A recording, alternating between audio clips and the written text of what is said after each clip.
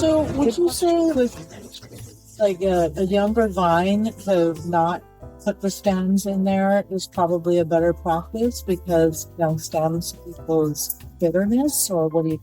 Yeah, it's a really great question. We are fairly newer in our journey, and so we still need to figure out which of our varieties we think could use the stem inclusion and which ones benefit from some of it. And then the next step would be how much. And so we'll be playing with that over the years to determine what we want to do.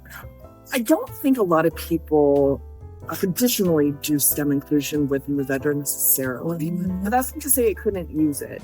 In essence, to your point though, you do want the stems to be a little more mature and not have too much kind of young green characteristics. Right? So really it will probably depend upon vintage and which vintages actually achieve that degree of maturity and or lignification of the stems themselves for us to feel like that's spice rack addition would be helpful. It usually takes about 5 years for the grapes to get to a point where you feel like, okay, this is who they are. Right. And this is what they represent. But then it takes them to about 10 to really hit their stride. Right. So we kind of won't know how much stem inclusion pairs with what expression the grapes are giving us for years. We did experiment with it a little bit in 2022 on the Grenache, but that Grenache we then ended up blending into the GSM. So we're not quite clear on exactly how much stem inclusion is good for our Grenache. I think this next vintage of 2025 will play with that a little bit more on the Grenache.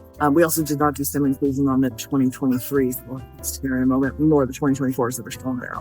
But it is something we do want to play with a bit. And the Grenache and Syrah, traditionally people do stem inclusion on both of those varieties. I think we'll go first, and then we'll see what we.